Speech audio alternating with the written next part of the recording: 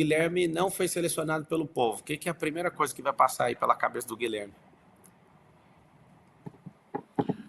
Marçal, primeiro eu queria te dizer para quem está assistindo a gente que eu vim aqui, topei esse teu convite, porque eu não fujo nem nunca fugi de nenhum embate. Aliás, passei os últimos dias conversando olho no olho com as pessoas em praça pública, por toda a cidade de São Paulo. Inclusive, teve apoiadores meus que aconselharam não vá a essa cilada, como eu vi que teve apoiadores seus que também te criticaram por isso. O que a gente tem que ter em mente é que eu, se fosse levar pelo pessoal, seria a última pessoa a topar esse convite, até pelos ataques que sofri da tua candidatura no primeiro turno. Mas eu não me movo por mágoa, por ressentimento, eu me movo na política por um propósito, que é fazer a vida das pessoas melhor, é lutar por mudança, e é por isso que eu estou aqui hoje. E goste ou não, você teve mais de 1.700.000 votos de paulistanos. Eu sei que muita gente, aliás, a maioria das pessoas que votaram em você, votaram pela mudança. Assim como eu, querem a mudança na cidade de São Paulo. Eu tenho a convicção que eu vou ganhar essa eleição. E governando São Paulo, eu vou ter que governar para todos, inclusive para mais de 1.700.000 pessoas que votaram em você. É por isso que eu estou Então aqui vamos hoje. lá. Boa. Então, já que você falou que não foge, o Nunes ele está assistindo lá para ver se ele entra logo em seguida, vamos ver se ele consegue. No debate da Veja você não foi.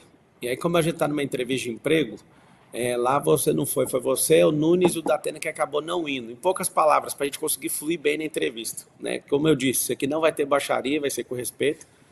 Apesar de muitas pessoas de direita não conseguirem nem dialogar com alguém de esquerda como você, eu acredito que isso aqui vai trazer muita luz para todo mundo. Me fala então por que você topou vir aqui, você já disse, mas por que você deixou de ir naquele debate, que inclusive não ficou claro para ninguém. Em poucas palavras, para a gente conseguir fluir. Se você puder atender esse pedido, a gente vai fluir com muitas perguntas aí. Então, se Vamos lá. você fala que já debate, por que você fugiu daquele? Aquele foi o único debate que eu não fui, porque não houve acordo com as regras, Marçal. A revista Veja, que organizava o debate, não atendeu o pedido da nossa campanha e de outras campanhas de ter regras que evitasse baixaria, de ter regras que permitisse uma discussão sobre a cidade, e por isso que eu não fui naquele. Em todos os outros debates, quando houve acordo com as regras, como esse aqui, a sua equipe mandou para mim a proposta de regras, esse compromisso que você reafirmou agora de não ter baixaria, por isso estou aqui e não tive naquele. Tá. Me fala, eu vou perguntar coisas pessoais. Eu estou falando por 1.719.024. Fora isso, acho que 50 milhões de pessoas me assistem nas redes sociais, né? No mundo inteiro aí, gente do mundo hispano também. Eu tenho uma audiência um pouco forte. Eu tenho perguntas sinceras, né? Que eu vou perguntar para a pessoa do Guilherme, tá? A primeira pergunta que eu tenho para você, dessas bem sinceras, o que foi a pior coisa que você já fez na sua vida, Guilherme?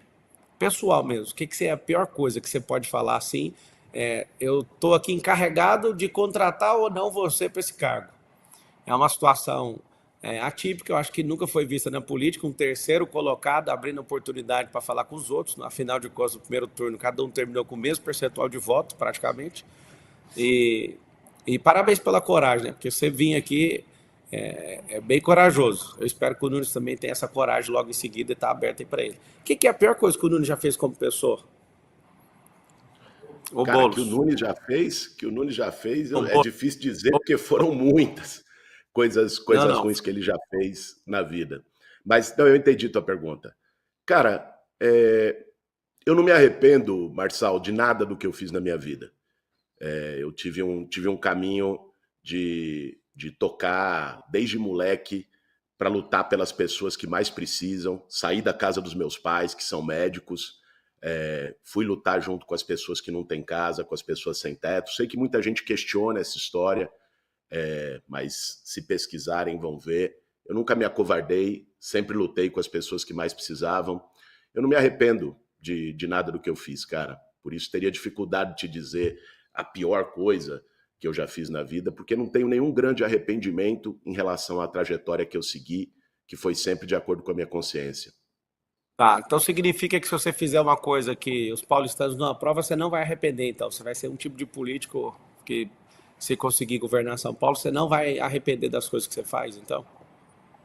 Não, cara, se eu cometer erros na gestão pública, né, certamente eu me arrependerei desses erros. O que eu estou te dizendo é que eu não tenho arrependimento do que eu fiz até agora na minha trajetória, tanto na minha vida pessoal como na minha vida política. A primeira vez que você direcionou uma palavra para mim foi no Conselho de Ética. Você arrepende, por exemplo, de ter aceitado o convite de ser relator naquele negócio do peculato lá na Câmara do Janones? Porque, como relator, você acabou deixando ele passar. Mas, pelo menos até aceitado o convite, você não precisaria ter aceitado. Você arrepende de ter aceitado o convite ali na conjuntura, na pré-candidatura para ser prefeito, candidato a prefeito de São Paulo? Eu não me arrependo, eu acho que você me dá a oportunidade de falar um pouco sobre esse caso. Cara, ali você sabe que no Conselho de Ética houve um sorteio. Não fui eu que fui atrás do caso e tal. Eu fui sorteado para poder relatar o caso. E fui ver o caso e estudar os precedentes no Conselho de Ética. E você tinha ali, no Conselho da Câmara, vários casos de deputados que cometeram uma série de crimes, ou eram suspeitos de uma série de crimes, e que não foram sequer julgados pelo Conselho de Ética, porque isso aconteceu antes do mandato parlamentar atual, antes da atual legislatura. Então, se esse era o critério do Conselho de Ética para vários outros casos, pau que bate em Chico tem que bater em Francisco, não pode ter diferenciação. Ali eu não absolvi o Janones. Ali o que eu disse é que o Conselho de Ética tinha um critério para poder julgar as pessoas e que esse critério que foi utilizado para outros deputados tinha que ser utilizado também no caso do Janones. E repeti naquele dia e sempre que fui perguntado o seguinte: rachadinha para mim é crime. Se a Polícia Federal constatar que o Janones cometeu rachadinha, que ele seja preso, assim como qualquer outro caso de rachadinha, como o do Flávio Bolsonaro, que é investigado por isso. Eu não passo pano para Eu ninguém, Marcão. admissão das provas lá, a pergunta foi a questão de, mesmo sendo sorteado, você poderia falar não, né? E a relatoria cair para outro deputado. Deixa eu te fazer outra pergunta. O que, que seria de São Paulo e do Brasil se não tivesse as empresas? Você sabe responder isso nesse processo seletivo aqui? Claro. Veja Vamos só, tirar de empresa. O que, que seria o Estado, São Paulo, e o que, que seria o Brasil? veja só, cara, a gente vive num país capitalista. São Paulo é a cidade mais pujante economicamente desse país e, portanto, as empresas têm um papel decisivo num país capitalista, que é poder gerar empregos para que as pessoas possam trabalhar. Essa ideia de que eu ou a esquerda sejamos contra empresas não é uma ideia verdadeira. Aliás, um período em que as empresas mais prosperaram e tiveram lucro foram em governos como o do Lula, em que o país teve crescimento econômico importante. O que eu não concordo e não admito, né, é que empresas entrem no poder público para poder apenas ter o seu lucro e prestar um serviço muito ruim para a população. Eu tenho dado exemplo nesse embate eleitoral, Marçal, do caso dos cemitérios, do serviço funerário aqui em São Paulo. O Ricardo Nunes, no governo dele, privatizou os cemitérios. O resultado disso é que as pessoas hoje não conseguem enterrar seus entes queridos. Teve um caso semana passada que foi noticiado pela imprensa de uma moça de 23 anos de idade que morreu de pneumonia, ficou 3 dias para ser enterrada porque a família não tinha R$ 750 para pagar o caixão social. E quando foi enterrada, quando a família conseguiu esse dinheiro, não teve lavagem do cadáver nem maquiagem, porque esse era um custo a mais. Esse tipo de coisa eu não admito. Empresa aqui em São Paulo, pegando o caso da prefeitura, que trabalha com a prefeitura e faça o trabalho sério, vai ser valorizada no meu governo. O que não pode Você ter acredita é aqueles que na queiram prosperidade? apenas ganhar e prejudiquem a população com isso. Você acredita na prosperidade? Lógico que eu acredito. A E sociedade por que que eu que você está luto, Então, por que diga. que você está 20 anos morando no mesmo lugar, aparentemente não prosperou? Você é um cara que teve instrução em boas escolas, teve o pai, né? Eu acho que os seus pais são médicos. Como é que você acredita numa coisa que você não vive? Porque o salto que você tem patrimonial, se você for olhar, ele é desde quando você virou deputado. Como é que você pode lutar pela prosperidade, sendo que isso não aconteceu na sua vida? Só depois que Cara, você entrou para ter um cargo público que você teve. Eu sei que às vezes a headline assusta, mas desde quando você virou deputado, você teve um aumento de 800 e poucos por cento de, segundo notícia, né? Eu não conheço o vamos patrimônio, explicar mas isso segundo aí? notícia, posso. Se você me permitir dar o tempo até de explicar isso aí, eu acho que as pessoas vão poder entender melhor, né? Mais do que uma headline. Vê só, eu trabalhei minha vida toda como professor. Antes de me formar, já estava no último ano da faculdade de filosofia, fui dar aula numa escola estadual chamada Maria Auxiliadora, e desde então trabalhei como professor nos últimos 20 e tantos anos. Professor, cara, é uma profissão que não dá dinheiro. É uma profissão que você faz por vocação, por acreditar. Eu me considero uma pessoa próspera trabalhando como professor, porque fazia o que eu gostava, porque nunca passei necessidade, a minha família nunca passou necessidade, sempre pude ter um padrão de vida compatível com o que eu ganho, né? Então, a prosperidade, Marçal, para mim, não é apenas os cifrões que as pessoas têm na conta bancária, né? Eu acho que as pessoas que entendem prosperar dessa forma têm todo o direito. O que eu defendo, e estou na política também para isso, é para que todo mundo possa prosperar, cada um do seu jeito. Eu me considero uma pessoa próspera. Me considero uma pessoa próspera porque, para mim, diferente de muitas famílias em São Paulo, não falta nada. Minhas filhas nunca tiveram nenhuma carência e sempre vivi do meu trabalho. Sobre essa coisa do aumento patrimonial, a headline só esconde o seguinte: a minha casa, que é essa aqui de onde eu estou fazendo a nossa live, a nossa sabatina, ela não estava no meu nome. Isso não tem nada a ver com o meu trabalho como deputado federal. E eu transferi ela para o meu nome no final do ano passado, dividido, do meu nome e da minha esposa. E, portanto, declarei no meu imposto de renda um patrimônio que não estava no meu nome e passou a estar no meu nome. Esse foi o meu aumento patrimonial do que se diz, né? Não tem a ver com o meu salário de deputado, que eu sigo usando como usava o meu salário de professor para poder sustentar minha família. Então você concorda que o empreendedorismo liberta as pessoas? Eu concordo que as pessoas que sigam pelo caminho de empreender e consigam prosperar do seu jeito precisam ser valorizadas pelo Estado e pela Prefeitura. A Prefeitura não pode aparecer para quem empreende só para cobrar boleto, como acontece hoje. Pergunte, eu tenho conversado com muitos pequenos comerciantes, tenho conversado com muitos jovens empreendedores da periferia, e hoje a Prefeitura aparece mais para dificultar a vida dele do que para dar um empurrãozinho.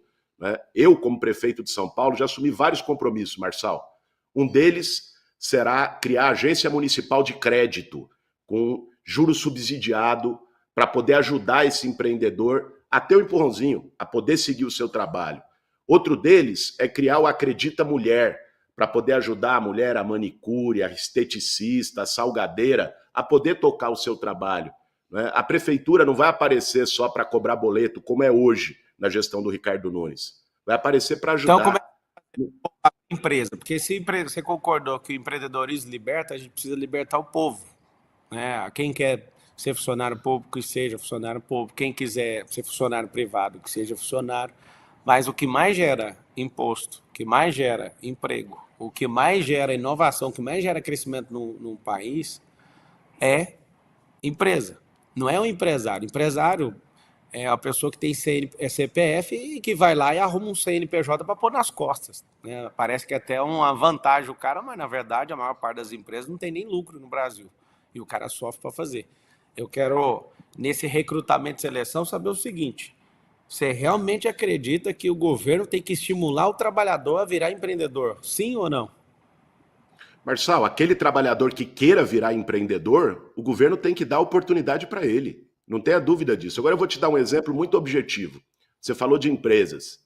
Teve uma coisa que tanto eu, como você, como a Tabata, com as nossas diferenças ideológicas, defendemos no primeiro turno. Coisa que o meu adversário agora não fez. Que foi levar empregos para a periferia. Já tinha na minha proposta, no meu programa de governo, a prefeitura dar incentivos para empresas poderem gerar empregos na periferia para o trabalhador. Pega um exemplo. Você tem hoje uma concentração de empregos na região central. Você vai lá na Barra Funda, que é o distrito que tem mais emprego por habitante, tem 700 empregos para 100 moradores. Você vai lá em Cidade Tiradentes, que é o que menos tem 3 empregos para 100 moradores. Mais de 2 milhões de pessoas saem todo dia de manhã da Zona Leste para ir para o centro trabalhar. Eu tive conversando com vários empresários ao longo dessa campanha. Um deles foi o setor de call center. Sabe o que eles falaram para mim, Marção? Que vários call centers estão se mudando de São Paulo para capitais do Nordeste, porque João Pessoa, por exemplo, a capital lá da Paraíba, botou o ISS a 3%, e aí para eles fechou a conta e valorizou. Eu perguntei para eles, se eu botar o ISS a 3% em Cidade Tiradentes, ou no Grajaú, no Itaim Paulista, vocês vão? Eles falaram na hora. Para mim é muito mais fácil mudar a operação para um outro bairro do que mudar para um outro estado. Então, uma das coisas que está no meu programa de governo é aproximar o emprego de onde moram as pessoas. E para fazer isso, não basta a iniciativa pública, é dar incentivo para que o empresário, seja com ISS, seja com IPTU, que são os impostos que a prefeitura tem, dá o incentivo para que esse empresário possa se estabelecer lá. Ele não vai por caridade, ele vai pelo ganho dele. E se a prefeitura der esse incentivo, ele vai. E é isso que eu vou fazer como prefeito de São Paulo. Porque não ganha só o empresário, ganha o trabalhador que não vai ficar 2 horas no ônibus lotado, atravessando a cidade, vai poder trabalhar perto de casa. Então eu, como prefeito, a partir de 1º de janeiro do ano que vem, não vou ter nenhum problema para trabalhar em conjunto, em parceria, com aqueles empresários que queiram também contribuir para o bem da cidade. Esse é meu propósito. Ó, o pessoal que está assistindo, aperta o like aí, chama o Nunes, inclusive. Eu acho que a única coisa que o político tem medo de verdade é do povo. Então chama o Nunes, que a minha intenção aqui é entrevistar no mesmo nível que eu estou entrevistando o Guilherme. Para vocês que às vezes estão furiosos aí comigo, o Marçal não está batendo no Guilherme. Eu fiz de tudo da campanha. Eu não tá valendo mais a campanha, eu fazer algo, né, para tocar o terror na vida de ninguém aqui, mas eu estou aberto a fazer entrevista. Eu gostaria que o Nunes, eu sei que você está assistindo aí, que você, seu time, tomasse a decisão de entrar logo em seguida, pelo respeito, né, da quantidade de votos que eu tive aí. Eu estou aqui em Roma, eu poderia virar as costas aí, mas eu estou aqui humildemente fazendo essas perguntas, né? Preparei perguntas para você também. Se às vezes você estiver preocupado, não vou tocar em nada de pejorativo, quero mostrar a lucidez mesmo, que tem muita paixão na política. Então, quem está assistindo, escreve aí, escreve, chega aqui, Nunes, cola aqui, Nunes, eu não quero agir com desrespeito, nem com lacração, inclusive. Isso aqui, para quem não sabe, eu sou entrevistador também, eu tenho um canal de entrevistas, sei lá, acho que eu devo ter feito mais de 300 entrevistas, e eu gosto de tirar as respostas das pessoas. Ô, Guilherme, conta para mim como é que você vai fazer, dá 3 soluções aí que aumenta a receita do Estado sem aumentar imposto e taxa. Você tem essa solução aí? Tenho sim, Marçal. Uma delas é poder garantir que a prefeitura tenha mais inovação para fazer a cobrança da dívida ativa, né? Você tem hoje mais de 150 bilhões de dívida com a prefeitura. E você tem poucos procuradores da Fazenda da prefeitura fazendo a cobrança dessas dívidas. Você pode implementar métodos como outras metrópoles do mundo têm, inclusive com o uso de inteligência artificial, para poder facilitar a cobrança dessas dívidas e a prefeitura ter isso sem aumentar R$1 de taxa. Uma outra coisa que é importante é melhorar a qualidade do gasto público, cara. São Paulo hoje não precisa aumentar imposto, não. O orçamento é de 112 bilhões de reais. É o maior orçamento da história da cidade. O problema não é falta de dinheiro, é falta de prefeito, falta de planejamento. Se você direcionar melhor o gasto público, você consegue garantir que a política pública seja eficiente na ponta, a saúde seja melhor, a educação seja melhor, o transporte seja melhor, sem que custe isso R$1 no bolso de ninguém a mais. E tem, só se me permite a terceira coisa, você me perguntou 3, só falar da terceira que eu acho que é muito importante. Fala a terceira, só para te corrigir, que você vai ter que falar mais 2, se for o caso. A primeira que você falou de cobrar dívida ativa, a dívida é imposto atrasado, então não é uma solução de gerar receita para o Estado sem imposto. A dívida ativa, 150 bilhões que você informou, é dívida que está atrasada. Eu entendi que é uma solução para fazer isso, mas E continua sendo o imposto, se você quiser trazer mais algum. Vamos lá, não, só para a gente corrigir, isso aqui não significa aumentar imposto, né? É uma dívida que já está inscrita, que não cabe ao prefeito que entrar, o prefeito nem poderia falar essa dívida não existe mais. É um passivo que já está lá por determinações legais e cabe à prefeitura cobrar. Agora, a terceira coisa, eu acho que ela é a mais importante, Marçal, é não desviar dinheiro público, cara. Hoje nós temos na Prefeitura de São Paulo alguém cheio de suspeitas. Máfia de creche. Teve, cara, uma coisa que eu não acreditei quando eu vi foi a das armadilhas da dengue. Pode parecer pouco para as pessoas. A armadilha de mosquito da dengue, Pedir um favor, mas, ô Guilherme, vamos manter o nível aqui. Eu foco as perguntas, eu estou te entrevistando. Não, não entra nesse jogo, que eu posso fazer mais perguntas e aí, para manter o nível aí do que a gente combinou, né? Focar no seu perfil, para você, o povo te contratar ou não. Eu sei que às mas vezes claro, cara, mas você já está. falar que eu não vou fazer corrupção e vou combater a corrupção dentro da prefeitura é a principal resposta de como fazer o gasto público ir para o lugar certo, a prefeitura ter dinheiro para fazer as coisas sem mexer um real no bolso das pessoas. É importante ter isso em mente. Isso não é baixar o nível, não, é trazer fatos para o nosso debate. Fatos que, inclusive, E, são públicos e sempre, divulgados, né? sempre o cargo também tem que receber porrada e tudo, mas a proposta dessa entrevista não é essa. Me dá só a ideia brilhante, porque até agora eu não percebi a ideia do gerar receita sem mexer com o imposto. Tem essa solução ou não? Cara, não existe bala de prata em caixa público, não. Existem medidas que têm que ser tomadas para melhorar aquilo que já tem. E eu citei para você 3 medidas que melhorem. Agora, é importante, Marçal, porque esse diálogo é entre nós dois aqui, mas como você colocou no início da tua fala, esse diálogo também é com mais de 1.700.000 pessoas que apostaram em você, que votaram em você no primeiro turno. E eu sei que muitas dessas pessoas estão cogitando no próximo domingo votar no Ricardo Nunes, até por razões ideológicas e tudo mais. Mas é importante que essas pessoas que estão assistindo a gente agora ou vão assistir a gente depois, saibam que se fizerem isso, vão estar votando em alguém, cara, que é um covarde, que foge de discussão, que foge de debate, que fugiu de estar aqui, que fugiu de perguntas incômodas como essa ao longo de toda a campanha, feitas não só por mim, feitas por você, feitas pela Tabata, feitas pelo Datena, feita por outros candidatos. Então é importante as pessoas terem isso em mente quando forem para a urna no domingo, né? O que você responde de imediato para as pessoas que estão falando que você está copiando aí o estilo do Pablo Marçal? Eu vi algumas notícias, eu tenho um clipe aqui que desde 1º deixa eu ver, acho que é 1º de abril, já saíram 80 mil notícias, aí fica recebendo o tempo inteiro, eu vi lá, Boulos está copiando as ideias do Marçal. O que você tem a responder sobre isso? Cara, teve uma ideia sua que eu admiti publicamente na campanha e assumi que foi das escolas olímpicas. Sabe por quê, cara? Porque eu não tenho nenhum problema em reconhecer uma ideia boa do meu adversário se ele for adversário político. Isso é ter cabeça pequena. Por exemplo, o Ricardo Nunes, inclusive, acertou numa ideia. Foi uma das poucas coisas boas que ele fez no governo, foi o da faixa azul de motocicleta. E me perguntaram no debate, um jornalista perguntou, você estava lá, o que eu faria? Eu falei, eu vou manter e vou ampliar.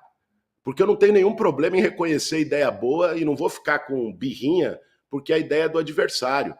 Agora, quando falam em dialogar com esse eleitor, em posições que você tinha, nós temos que lembrar uma coisa, Marçal. Quem votou em você no primeiro turno, votou porque não estava satisfeito com a cidade como está. Votou para mudar. E eu entendo a indignação do eleitor que votou em você. Do cara que queria, falou, pô, esse sistema podre que vem desde o Dória, vamos mudar, o Centrão. O que eu estou enfrentando nesse segundo turno é essa mesma turma. O Centrão se juntou para tentar impedir a mudança em São Paulo, que está representada aqui pelos 50 no domingo que vem. É isso que está em jogo. Uma parte da imprensa entendeu, nesse diálogo que eu estou fazendo com o seu eleitor e com a cidade como um todo, uma parte da imprensa entendeu isso como repetição de método e tal. Mas tem uma coisa muito comum. Eu defendo a mudança e quem votou em você também votou defendendo a mudança em São Paulo. O que é que essa rejeição sua é absurda? O que você acha que é? Umas 2, 3 coisas que bate na cabeça do paulistano e o paulistano fala assim, não dá para engolir esse cara. Cara, rejeição ela tem a ver com duas coisas. Tanto a minha quanto a tua, também no primeiro turno. Rejeição tem a ver com tomar lado, e eu nunca tive medo de tomar lado. As pessoas podem me criticar pelo que for. Podem concordar ou discordar das minhas ideias, mas elas sabem quais são as minhas ideias. Eu nunca fiquei em cima de muro, nunca fiquei escondendo, tendo duas palavras. Então, isso é parte da rejeição. Quando você toma lado, toma partido, você ganha de um lado partidários que concordam com você e você ganha do outro lado haters, pessoas que não gostam de você. Isso é da vida, é da política, de quem não vai conforme o vento. Sabe quem tem menos rejeição no Brasil? É o Centrão, porque nunca toma lado e está em todos os barcos. Agora, a rejeição tem a ver com uma outra coisa também, Marçal, que é muita mentira que contam, né? Quando me atacam de todos os lados, né, inventando mentiras sobre a minha trajetória, sobre as minhas posições, sobre a minha vida pessoal, nem sempre a verdade chega com a mesma velocidade que a mentira. Eu tive esses dias, cara, dialogando com muita gente na cidade inteira, né? Indo para regiões, dormi na Brasilândia na segunda, depois no Grajaú na terça, em São Mateus na quarta, e fui conversando com as pessoas na rua. Fiz um exercício que não era, sabe, campanha e tal. Era ir lá, chegar na frente da casa da senhora, chegar na praça pública, abordar, ouvir coisa que eu gostava e que eu não gostava. E várias pessoas vieram dizer coisas para mim, falando, pô, Boulos, é porque você nunca trabalhou. Aí eu perguntei, pô, cara, você acha que professor não é um trabalho? E fui falando onde eu trabalhei. Outro dizia, pô, Boulos, porque você invadiu casa. Aí eu dizia, poxa, explicava como é que era a atuação do movimento social e que eu nunca invadi nenhuma casa. E outros iam por esse caminho, você não fez nada como deputado, que é a propaganda que meu adversário está botando na televisão. Eu explicava o que eu fiz como deputado. E quando isso chegava nas pessoas desse jeito, a gente conseguia quebrar a rejeição e virar voto. Tá bom, então me fala uma coisa. Se caso o eleitor falar, não, a gente vai dar uma chance pro cara desse. Vai acabar com as invasões, então. Você pode afirmar isso. Vai acabar as invasões, aquilo que você vai criar algum tipo de política pública, até para aquilo que já está invadido, resolver. Você dá essa certeza pro povo ou não? Sabe por que eu dou essa certeza, Marçal? E já disse isso em outras oportunidades? Pelo seguinte, cara. Eu conheço o movimento social de moradia por dentro. Tive 20 anos lá. Movimento social de moradia só faz ocupação de terreno abandonado, e é importante dizer, não é invadir casa de ninguém, é terreno que está ilegal e por aí vai. Só faz isso quando não tem política habitacional, cara. Eu vou fazer o maior programa de moradia da história dessa cidade. Isso é compromisso meu de vida, não é conversa de campanha. É o que eu fiz minha vida toda. E aí não vai ter ocupação quando você tem o governo trabalhando para ter moradia. Outra coisa importante que você trouxe é das áreas que já estão ocupadas. Cara, periferia, e não é só aqui em São Paulo, não. Periferia no Brasil todo, como o Estado, e aqui eu estou falando Estado em geral, tá? Governo federal, estadual, municipal. Ao longo da história, poucas vezes teve política de moradia. Pega São Paulo, você teve uma imigração de nordestinos, de gente de várias partes do país, foram se estabelecendo. Vinha aqui atraído pela ideia de oportunidade, de ter emprego, de melhorar a vida. Essas pessoas não tinham uma política, elas iam lá, fazendo favela, construindo loteamento irregular. Isso está há muitos anos. Você tem que ter uma política de regularização. E eu vou fazer um programa de regularização fundiária inovador para dar o título de propriedade para essa pessoa, para garantir que é dela, essa pessoa que investiu. Agora tem um último ponto disso, só se me permite, tem um último ponto disso que eu queria mencionar. Para depois, eu vou ser eleito prefeito de São Paulo, para depois você não me cobrar, né, nessa coisa de invasão. Tem um tipo de invasão que tem acontecido em São Paulo e que não tem nada a ver com o movimento social. Essa eu vou ter que combater duro.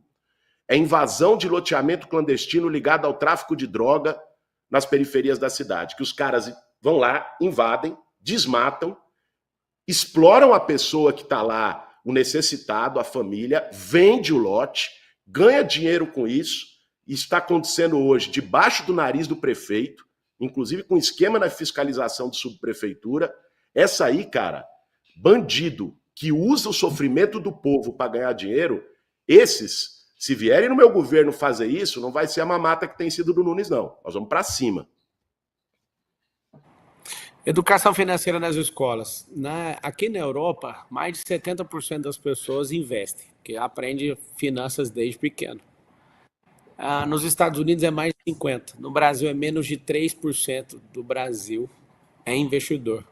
Me explica que tara que é essa que a esquerda, a extrema esquerda tem de não deixar, sempre reprovar, tanto no parlamento como nas assembleias legislativas, nas câmaras municipais, essa questão do ensino financeiro. Você vai apoiar isso? Ensino financeiro na escola pública, para as pessoas ganharem independência? Sem papinho de Cara, eu não política. tenho, Resposta. eu não tenho nenhum problema com educação financeira dentro do currículo escolar. Nenhum problema.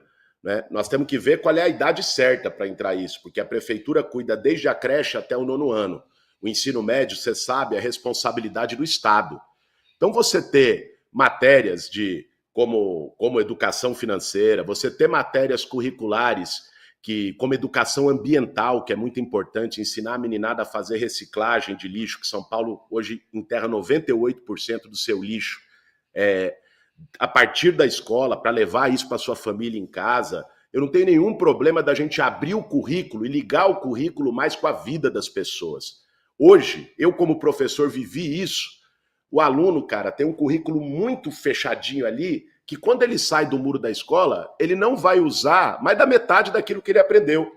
Né? É um currículo muito ossificado, muito que não foi alterado. Eu defendo mudanças curriculares para ligar o currículo da Nos escola, o que a próximos, criança e o jovem aprende na escola, com a vida que ele vive lá fora. nos próximos 20, 30 anos, mais de 300 profissões vão deixar de existir. Então, assim, eu não vejo a esquerda deixando colocar educação financeira e vice sabonetando a resposta aí.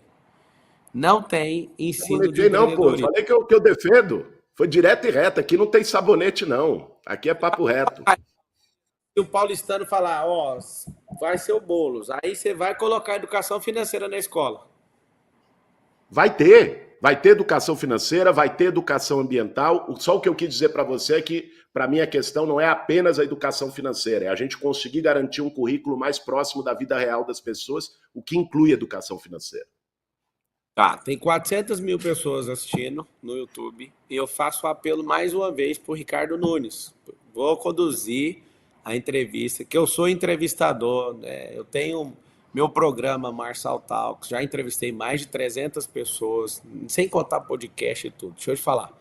Nunes, assim como uma pesquisa fala que você está com a maior parte do eleitorado que votou em mim, eu acredito que você não poderia virar as costas para as pessoas aqui. Vou tratar com o maior respeito.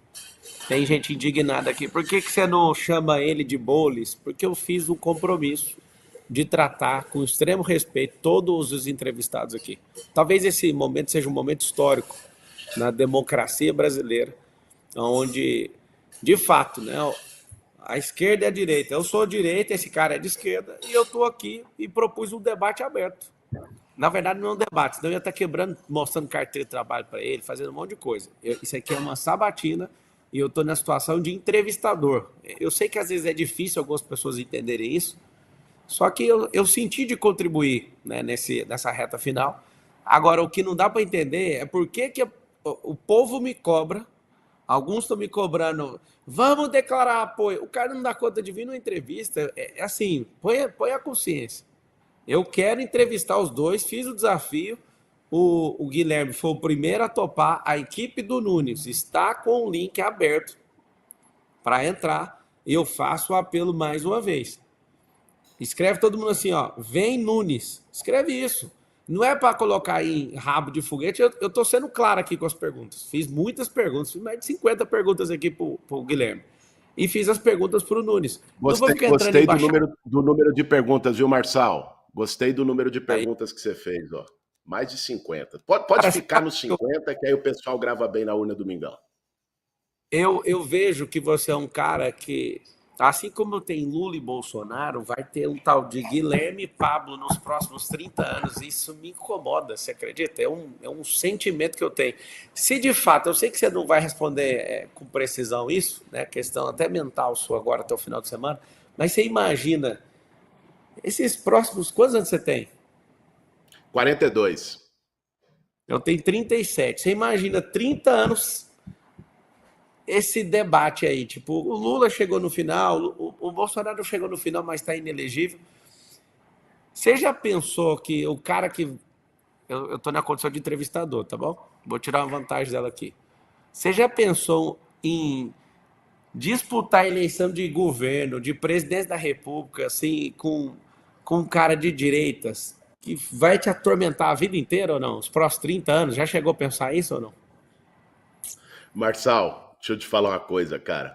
Aqui tem uma expressão que a gente usa em São Paulo, que é uma expressão de nordestino. Minha mãe é paraibana e me ensinou ela desde criança. Eu não sou filho de pai assustado. Quando você diz um negócio desse, é que você tá pronto para qualquer embate. Adversário a gente não escolhe, cara, na campanha, na vida, aparece. E a gente tem que estar preparado para fazer um debate qualificado com qualquer adversário, independente das circunstâncias. Você estava falando agora do pessoal que está. Até teus apoiadores que estão questionando. Cara, o que eu recebi de questionamento de apoiador meu? Pô, o Marçal inventou lá o do falso, o Marçal fez isso, acusou aquilo. Eu sei. Só que é o seguinte, cara, eu sou movido por propósito. Eu não estou na política para ganhar dinheiro, eu não estou na política para ter privilégio, eu não estou na política pela ânsia do poder, pelo poder. Eu estou na política porque eu acho que é um instrumento que a gente tem. Por mais podre que sejam muitos dos que estão na política, para mudar a sociedade. Quando você está numa batalha dessa, de missão, de propósito, você vai em frente, cara. Você não escolhe adversário, não. Nem o de agora, nem o dos próximos 30 anos. É assim que tem que ser. Né? É assim que eu acredito, é assim que eu ajo, desde que eu entrei na política. Pessoas em uma palavra. Eu vou te falar o nome da pessoa, você vai definir em uma palavra. Bolsonaro. Cara, Bolsonaro foi um péssimo presidente para o Brasil. Um cara que zombou das pessoas na pandemia, isso é imperdoável.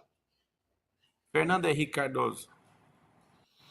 Cara, foi um cara que eu, moleque no movimento estudantil, fiz oposição a ele, né? Porque não representa as ideias que eu acredito. Né? Mas foi um cara que nos embates depois, pelo menos, ficou ao lado da democracia no Brasil. Fernando Collor. Puta, um ladrão de marca maior. Dilma Rousseff. Dilma Rousseff, uma mulher corajosa, né? Que enfrentou desde tortura na ditadura militar a depois todos os ataques que sofreu no governo. E Jesus Cristo. Jesus Cristo, acho que uma inspiração para todos nós que somos cristãos. Aliás, você me dá a oportunidade de dizer, né? Eu nunca falei de religião em campanha, cara, porque eu não acho que seja o caso, sabe? Eu acho que tem muita gente que usa a religiosidade, a fé das pessoas para ficar fazendo jogo eleitoral. Eu nunca gostei, nunca concordei disso, mas sou batizado, crismado na Igreja Cristã Ortodoxa e sigo com a minha fé, sem separar isso da política, mas essa é a minha trajetória que eu aprendi dos meus pais desde menino. Tarcísio, uma palavra. Um governador ruim para São Paulo. Não, essa aí eu vou deixar você explicar por que ele é ruim. Vou explicar. Cara, o Tarcísio se elegeu em cima do Bolsonaro, certo? Foi os votos do Bolsonaro. Quem que era o Tarcísio sem o Bolsonaro? Ele se elegeu em cima dos votos do Bolsonaro. E o que ele fez? Pensa bem, às vezes a gente faz, sua campanha deve ter feito também pesquisa qualitativa, né? Que era aquela pesquisa que você junta eleitores e tal. Aí o pessoal falava, algumas pessoas falavam, eu gosto do Tarcísio. Aí quando o entrevistador da pesquisa perguntava por quê, ficava aquele som do grilo. Era só propaganda. O Tarcísio está há 2 anos no governo. O que ele fez foi vender a Sabesp, num negócio perigoso que pode virar Enel da água agora. O que ele fez foi um negócio contra livro didático em escola. Quer dizer, o cara, em 2 anos, não conseguiu deixar um legado de melhoria para o povo. Por isso que eu acho que não é um bom governador para São Paulo. E vamos lembrar, isso é importante, fazer esse alerta, porque o meu adversário agora, Marçal, sendo muito franco, e o fato dele não ter vindo aqui expressa isso, não é o Ricardo Nunes, meu adversário, cara. Ricardo Nunes é um fantoche, é um cara inseguro e tal. Não vou usar palavras aqui, até porque você aí insistiu para a gente não fazer uma conversa de ataques. O Ricardo Nunes é um cara que não tem expressão, não tem identidade própria. O que está em jogo nessa eleição agora é o Tarcísio poder usar...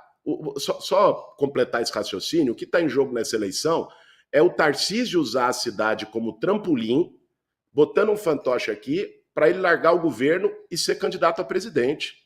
É essa turma que eu estou enfrentando. Pode ficar tranquilo que eu vou estar lá candidato.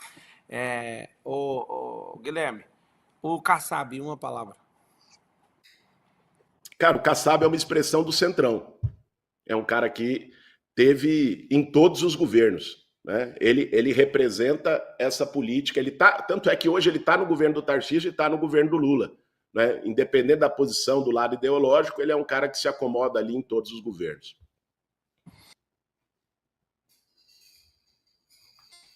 Eu faço o apelo aqui mais uma vez. Quase 500 mil pessoas assistindo em todas as redes sociais nossas. E eu faço o apelo mais uma vez ao Ricardo Nunes, que eu abri foi um desafio. E eu esperava verdadeiramente que ninguém topasse esse desafio. Né? Reta final e tudo. Acabou a perguntas aqui. E eu... Voltou. Voltou aí? Voltou, deu uma travada aqui. Tá, eu tô aqui no meu poder cívico, e usando a minha característica de entrevistador, que eu gosto demais, né, de tirar as respostas das pessoas, eu, Pablo, faço o apelo mais uma vez.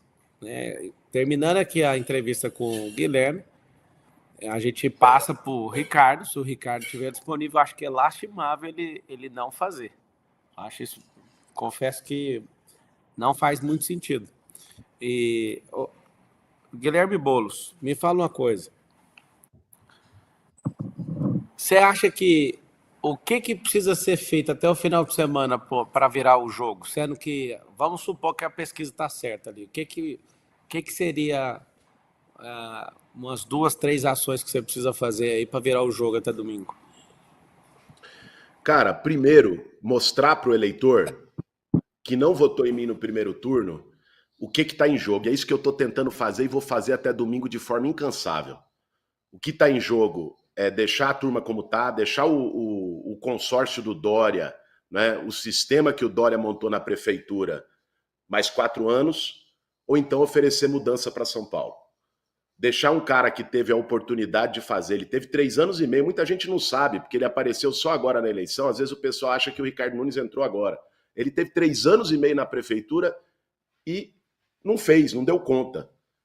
Eu estou pedindo para as pessoas com humildade, com diálogo, olho no olho, com franqueza, sem esconder nenhuma das posições que eu tenho, mas pedindo para as pessoas que me dê essa chance, que me dê essa oportunidade. Depois podem me cobrar.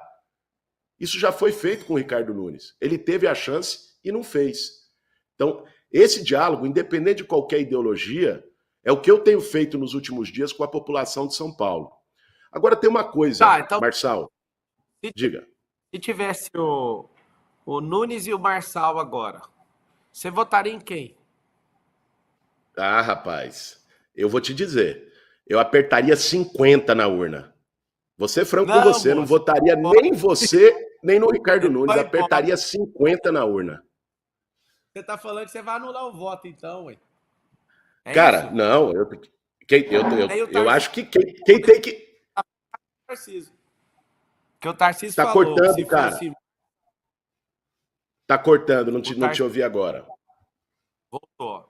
Você tá assim, você tá lado a lado então com o Tarcísio, porque o Tarcísio falou o seguinte na Jovem Pan: se desse Boulos e Marçal, você votaria em quem? Aí o Tarcísio falou assim, ó, votaria nulo. Então você tá falando que se tivesse Nunes e Marçal, você votaria nulo também? Apertaria 50 com gosto. E eu acho que essa é uma... Eu votaria nulo. E eu acho que mas essa é uma resposta, Marçal. Vamos falar aqui de maneira franca. Essa é uma resposta que hoje você tem que dar. Eu sei que é você que está me sabatinando, mas quem está no segundo turno hoje sou eu e o Nunes. Você falou uma coisa a campanha inteira, e essa é uma das coisas que eu concordei com você, e já disse, inclusive, em debate. O Nunes é um cara que, por toda essa situação, tem chance de ser preso. Você votaria num cara que tem chance de ser preso? Você vai ficar em Roma ou você vai voltar aqui para São Paulo? Quem sabe você vote? Eu gostaria muito que você apertasse os 50 na urna no domingão aqui. Mas se você voltar para São Paulo, qual que vai ser o seu voto? Até agora, na minha cabeça, o número 5 na urna não funciona para mim. Nem de 15, nem de 50. Só para você saber. É só o numeralzinho ali que não funciona. Qualquer outro número pega. Mas sendo bem verdadeiro, ô Boulos, apesar de eu estar elegante com você na postura de entrevistador, eu não voto na esquerda jamais. Eu, Pablo. Então, como você está me apertando aí, e já que você está usando essa possibilidade de me entrevistar, eu, eu vejo a mesma coisa no Nunes, cara. O grupo dele ali é de centro-esquerda, da mesma laia que você. Então, eu acho difícil um dia na vida você vê eu posicionando dessa forma. Eu acho lamentável o erro do Bolsonaro em apoiar ele. Quando eu falei, eu estava muito lúcido em relação ao consórcio comunista do Brasil. Eu de verdade vou te falar assim, ó, se um dia você falar que teve meu voto, foi porque você converteu pro conservadorismo, pro liberalismo. Você virou outra pessoa, que é de esquerda, você não vai ter meu voto. É uma questão minha, sabe? Assim, desde criança, cara, não é um negócio que eu converti no caminho, não. Eu sou uma parada que eu não falar assim do fundo do meu coração, eu não vejo diferença nenhuma entre você e o Nunes. Eu vejo eu vejo uma máquina gigante na mão dele, eu vejo um bem bolado que eu nunca vi na minha vida acontecer. E vou falar pela última vez aqui. Tá aberto pro Nunes entrar e eu fazer entrevista com ele do meu jeito. A gente tá terminando aqui 1 hora. Eu tô em Roma descansando com a família. Sabe o que eu fiz hoje? Hoje eu cumpri uma promessa de campanha lá em casa. Meu filho, no final de ano, várias pessoas estavam sonhando em ser na escola dele. Há alguns anos atrás, teve um momento em que eles falaram: Ó, meu sonho é ser jogador de futebol, meu sonho é ser youtuber, meu sonho é ser empreendedor. Aí, rapaz, eu tomei um susto, porque meu filho, o 02, eu tenho 4, ele falou: meu sonho é tomar sorvete na Itália. Ele me pegou de surpresa, eu olhei para minha esposa e falei: que sonho é esse, cara? E hoje foi um grande dia que eu realizei esse sonho dele. Tão pequeno, né? Para algumas pessoas pode ser grande, mas na minha cabeça eu pensei: por que esse cara quer isso? E acabei de fazer isso, vindo para cá. O sonho foi realizado hoje. E eu tirei para descansar. Eu tô pensando se compensa eu interromper esse processo aqui para ir fazer alguma coisa aí na urna. Estou pensando ainda, não decidi se volto ou se não volto. Mas em respeito a todos os eleitores, eu sei que muita gente pode estar me enchendo o saco. Você podia estar xingando o cara. Só que ele topou vir nas condições de extremo respeito. Eu não estou no embate nem no debate, eu estou numa entrevista. E assim tratarei o Ricardo se ele aparecer. Vamos finalizar que já deu 1 hora da tarde aí. Mas só para eu entender, Marçal, que você deu essa possibilidade. Então, se você vier, você vai cravar o 28 na urna, é isso? Não, eu não vou fazer. Eu não vou. Se eu for também, o voto é secreto. E eu contaria o voto para você se você fosse de direita. Você é o Mas tem cara que tá muita gente pegando de trapo. direita que está assistindo aqui a gente. É. É, porque Eu acredito sim. você falou que para você não funciona o 5. Então você não vai votar nem em mim, nem nele, não é isso? Cara, assim, o voto para mim é ideológico. Eu não consigo votar nesse trem de menos pior. Eu vi uma pesquisa que saiu agora, que eu fico antenado, porque eu sou um cara analítico. Eu fiquei assustado com os dois perfis. O tanto de gente que está votando em você por não ter opção e o tanto de gente que está votando no Nunes por falta de opção. É muito ruim a política desse jeito. E até, já que você levantou isso aí, é muito ruim a gente ter uma postura de sempre ter o menos pior na política. Meu coração foi lavado, sabe? Eu acho que eu quebrei o pau mesmo. Você viu, né? Eu não gastei dinheiro público, você foi o que mais gastou. E eu, Pablo, vi toda essa situação, a gente quase chegou ali, né? Mas eu confesso que é muito ruim, sabe? A gente vê uma política onde o menos pior pode ganhar. A gente tem que ter, assim, os melhores da sociedade investir nisso, de fato. Como você virou o jogo aí para mim, eu gosto de responder também. Mas eu acredito, cara, que vai ter a maior abstenção da história. Isso é real. Tanto de mensagem de gente que tá falando assim: eu não acredito mais na política. Eu falei: cara, você tem que acreditar. Mas o tanto de gente que absurdamente fala: cara, eu não acredito no resultado. Eu falo: cara, o resultado é esse. A gente tem que aprender a suportar e ter paciência. Acho que uma das poucas coisas que a gente pode aprender com um comunista é ter paciência. Porque se não sair hoje, vai sair amanhã. Vê o Lula aí, o que ele fez. Eu até quero encerrar te perguntando isso. O que é comunismo para você, sem dar a volta?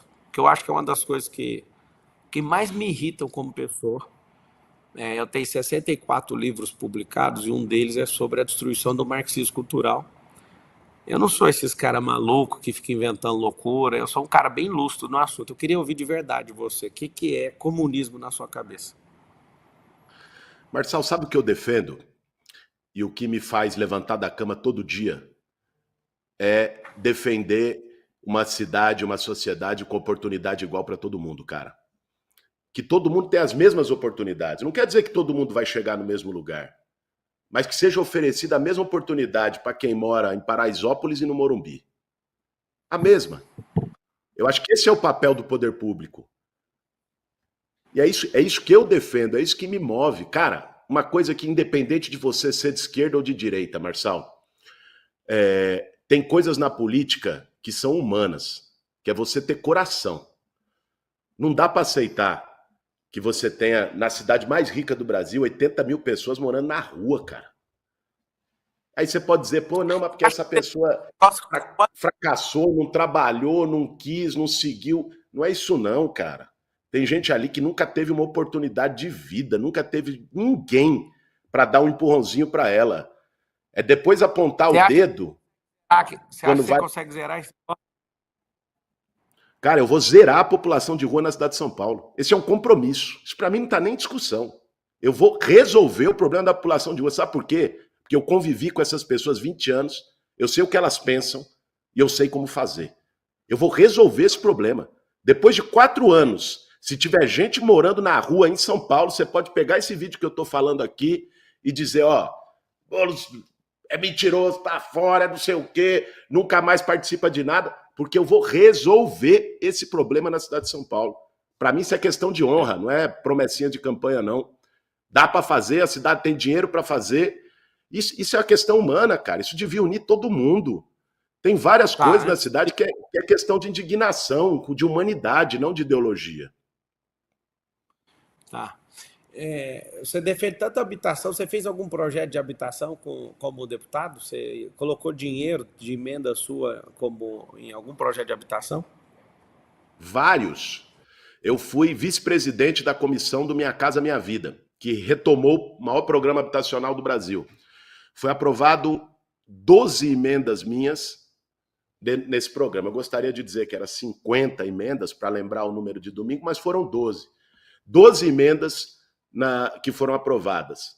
Uma delas, de que dá um dinheiro a mais para a construtora que fizer o empreendimento do Minha Casa Minha Vida perto de local de emprego e onde tem mais serviço público. Porque muitas vezes só faz habitação popular no meio do nada, largado, jogado, onde a pessoa, para ir para uma padaria, para ir para um posto de saúde, demora 1 hora. Outra, ambiental, de dar mais dinheiro para a construtora que consiga fazer um projeto que tenha placa solar, esgoto ecológico, que seja um projeto mais sustentável. Outra, que é um ponto importante nessa eleição em São Paulo, que é dar prioridade para mulheres vítimas de violência. No Minha Casa Minha Vida, já tinha prioridade para quem está em área de risco, população de rua, pessoas com deficiência. Eu incluí mulheres vítimas de violência, porque às vezes a mulher sofre violência e não sai da casa do agressor com os filhos porque ela não tem para onde ir. Então, elas vão ser prioridade a partir de agora no Minha Casa Minha Vida e vão ser no meu programa. Isso tudo fui eu que aprovei, Marçal. Como deputado federal, aprovei essas propostas para moradia. E mais 9. Deixa eu te falar, é um negócio que eu sempre quis perguntar para um comunista. O que é Foro de São Paulo? Em poucas palavras, na sua.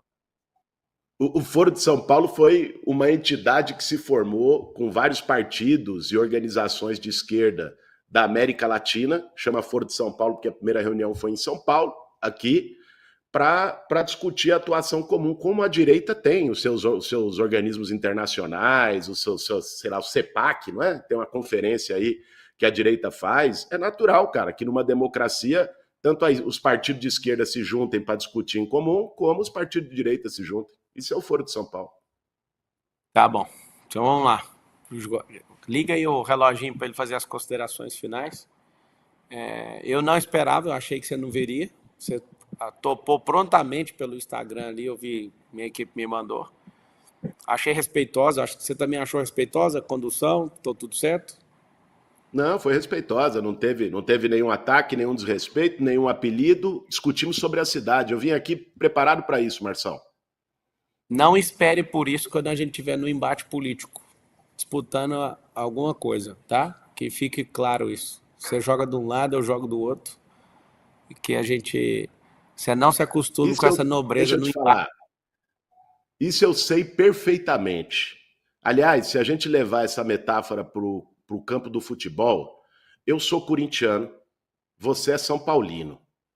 Mas o problema hoje de São Paulo é o palmeirense que está lá, sentado na cadeira.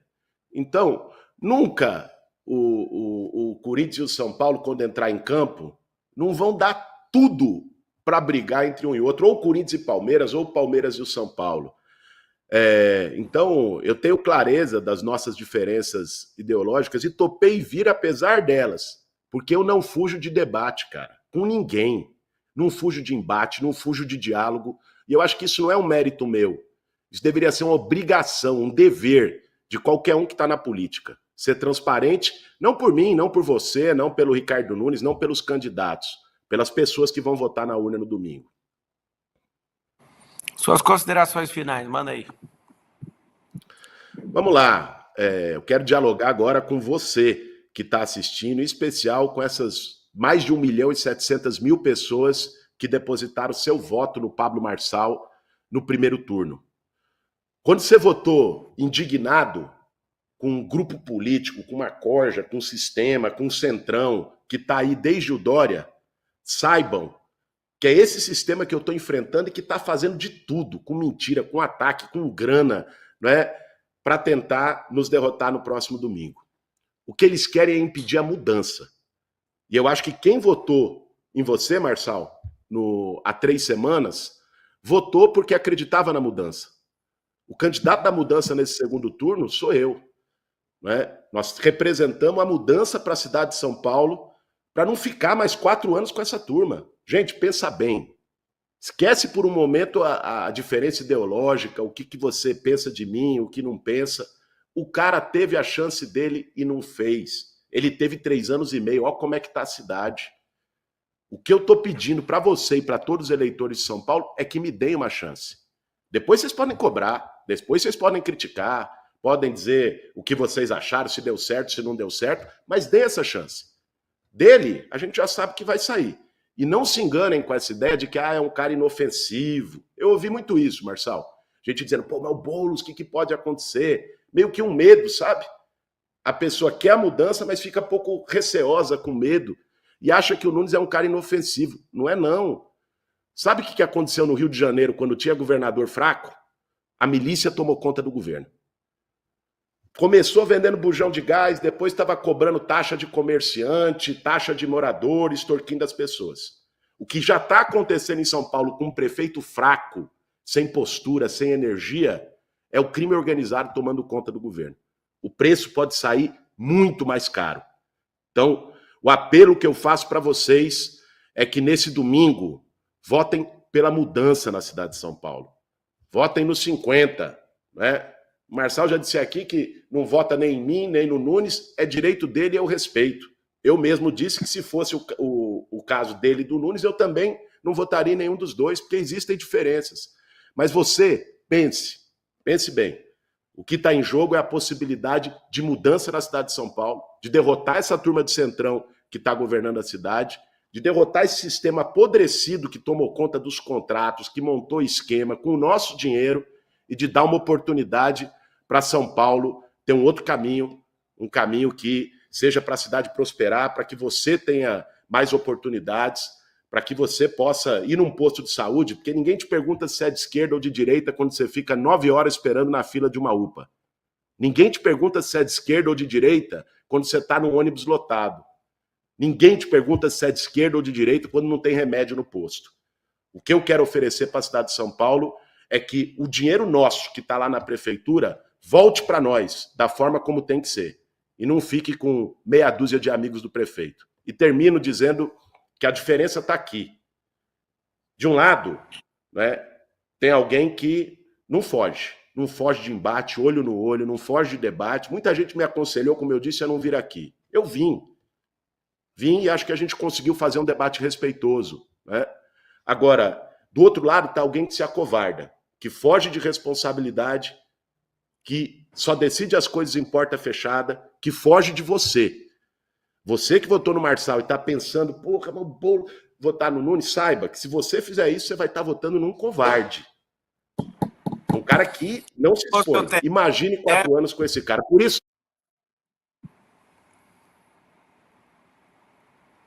Cortaram o microfone igual no pode liberar o microfone aí para ele dar tchau pro povo aí. Cortaram o microfone igual na Folha.